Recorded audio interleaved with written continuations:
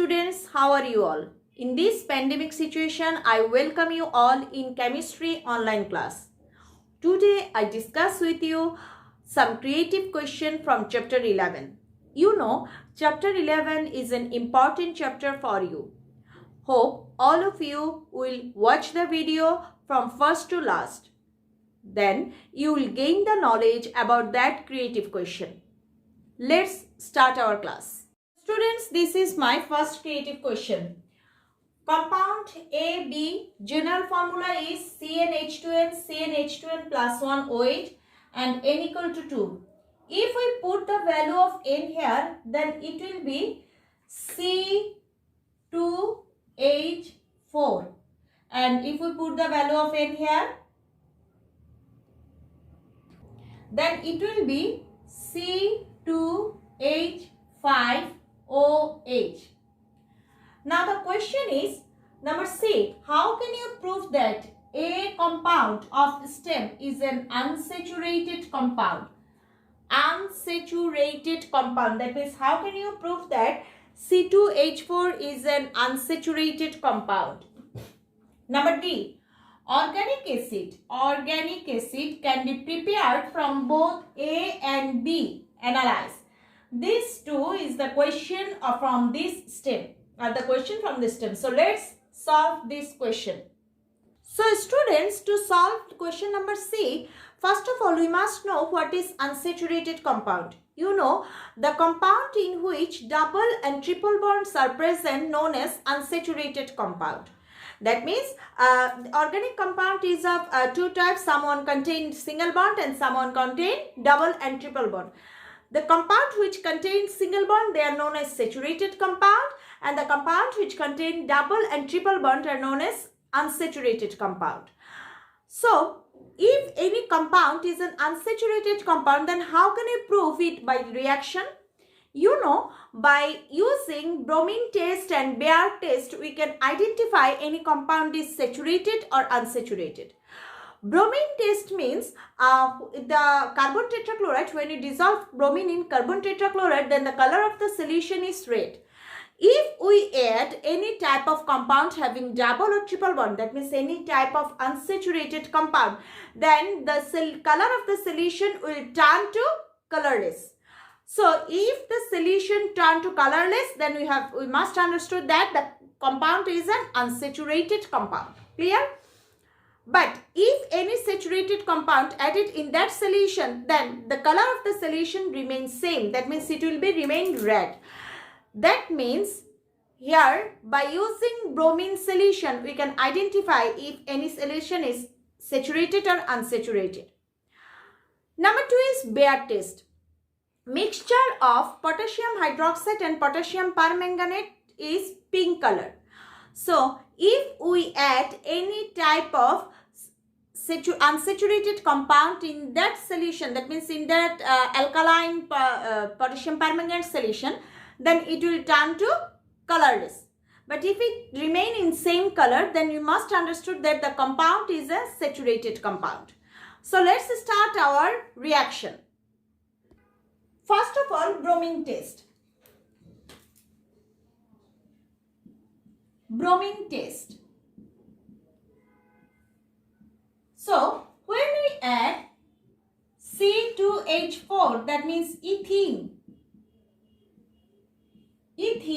in bromine solution, that means bromine dissolved in carbon tetrachloride solution. This solution color is red. This solution color is red. But when we add ethene in this solution, then it produces C2H4Br2, which is colorless. Its name is 1,2-dibromoethane. It is colorless. As it is colorless, that means this compound is an unsaturated compound. Now come to our second test. It is 1. Come to our second test. Second test is Bayer test. So, Bayer test. Bayer test is done by alkaline potassium permanganate. You know, the color of alkaline potassium permanganate is pink color. The color of this mixture is pink. When we add ethene in this solution, so when we add ethene in this solution, so it will be C2H4 plus H2O plus nascent oxygen. This H2O and nascent oxygen is produces from this solution. Then it is turned to colorless. C2H4 OH whole 2. So it is colorless. It is colorless. It is ethylene glycol. In this way, we can prove that our C2H4 is a unsaturated compound, because students, we have seen that C2H4 turn bromine solution colorless. C2H4 turn the mixture of alkaline potassium permanganate colorless. That means ethene is an unsaturated compound. Now students, let's start our D number question. Our question is, organic acid can be prepared both A and B. So we can prepare from ethene and ethanol. Can we prepare organic acid? Let's see. First of all, from ethene, that means from A to organic acid. You know A is ethene. So we have taken ethene here. It is C2H4. When ethene reacts with water, then it produces. So students, when ethene reacts with sulfuric acid,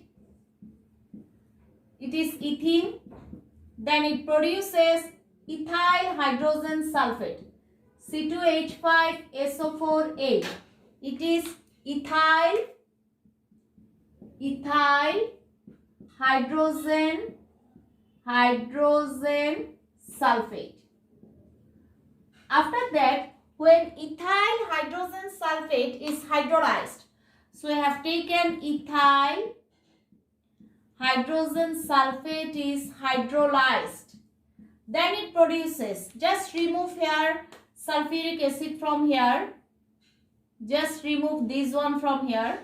So you can find the product is C2H5OH. That means it is ethanol plus H2SO4.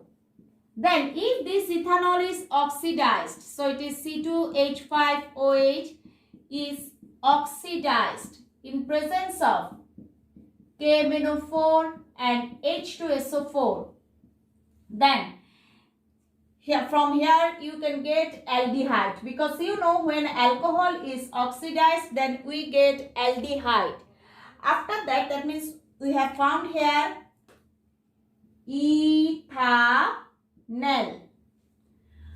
After that, again ethanol is oxidized. Ethanol is again oxidized. So it is CH3 CHO is again oxidized in presence of KMnO4 and H2SO4. Then it is converted to ethanoic acid. So it is converted to ethanoic acid. You know, COOH group is the functional group of organic acid. So in this way we can get organic acid from ethene. So I repeat again, when ethene reacts with sulfuric acid, then it is converted to ethyl hydrogen sulfate. When this ethyl hydrogen sulfate is hydrolyzed, then it is converted to ethanol. After that, when ethanol is oxidized, then it is converted to ethanol. Then ethanol is oxidized and converted to ethanoic acid. In this way, we can prepare organic acid from A. Let's start the preparation of organic acid from B. So we start our second part of D number question. That is organic acid from B. Here B is C2H5OH. We can write C2H5OH in this form. It is CH3CH2OH and it is ethanol. Ethanol. When ethanol is oxidized, in presence of KMnO4 and H2SO4, then it is converted to, in this part, this CH2OH part is oxidized and converted to CHO. So the compound will be CH3CHO. It is ethanol and water. After that, when ethanol is again oxidized, that means CH3CHO is again oxidized in presence of KMnO4 and H2SO4, then it is converted to CH3COOH. That means ethanoic acid. Ethanoic acid. So in this way, we can prepare organic acid from ethanol. So I think students, you are clear about this creative question. Let's start our second creative question. Okay students, this is our second creative question. First one is, here 3 containers are given. For in first container, monomer of polythene. You know the monomer of polythene is ethene, that means it is C2H4. In second container, main ingredient of natural gas. Student, you know main ingredient of natural gas is methane. In third container, alkane having 2 carbon. Alkane means it is a single bonded carbon. And here 2 carbon is present. That means its formula may be C2H6. Now, how can you clear about this? Let's write the formula. It's CH3 and CH3. So, it will be C2H6. Now, our question is, how can you prepare glycol from A? That means from C2H4, how can you prepare glycol? Fourth question is it possible to prepare B from C? That means, can you prepare methane from ethane? Okay students, let's start our question. So students, the question is, how can you prepare glycol from A? You have seen that A is C2H4. So when C2H4 reacts with, that means ethene, when ethene reacts with water and nascent oxygen, which is produced from alkaline KMnO4, alkaline solution of KMnO4, then it is converted to C2H4OH2. This is actually ethylene glycol. This is ethylene glycol. So in this way, we can prepare glycol from A. So when ethene reacts with alkaline solution of KMnO4, then it is converted to ethylene glycol. Now students, we have started our fourth question. So our fourth question is it possible to prepare B from C? That means from C we must prepare B. You know C is ethane. So it is C2H6 and we must be prepared from ethane, methane. Now let's start our preparation. First of all, when ethane reacts with chlorine in presence of sunlight. So it is ethane, it reacts with chlorine in presence of sunlight, then it produces ethyl chloride. So it is C2H5Cl plus HCl. It is prepared ethyl chloride. After that, when ethyl chloride reacts with potassium hydroxide aqueous. So when ethyl chloride reacts with potassium hydroxide aqueous, then it is converted to ethanol. Ethanol plus KCl. What happened here? Here just chlorine and potassium are combined with each other and form potassium chloride, and C2H5 combined with OH and form ethanol. So it is ethanol. After that, when ethanol is oxidized, so when ethanol is oxidized in presence of KMnO4 and H2SO4, then it is converted to ethanol. It is converted to ethanol plus H2O. So it is converted here ethanal. Then when this ethanal again oxidized,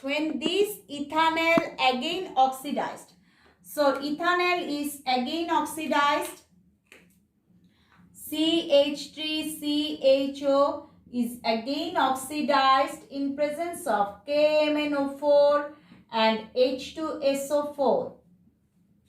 Then it is converted to ethanoic acid. It is converted to ethanoic acid. So it is converted to ethanoic acid. So I repeat from first to here. When ethane is react with chlorine in presence of sunlight, then it is converted to ethyl chloride. This ethyl chloride react with aqueous potassium hydroxide and converted to ethanol. Then ethanol is oxidized in acidic solution of KMnO4 and converted to ethanal. Then ethanal again oxidized and converted to ethanoic acid. After that, ethanoic acid reacts with sodium hydroxide. You know, this is acid and this is base, and produces salt and water. So it is sodium ethanoate plus water. So here it is ethanoic acid, and it is sodium ethanoate. Then when sodium ethanoate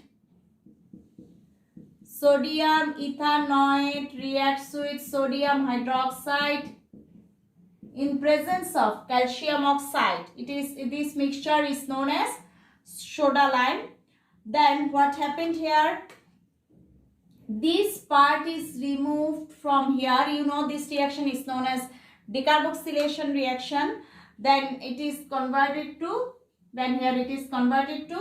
CH3 and H. That means it is methane plus sodium carbonate. So it is methane.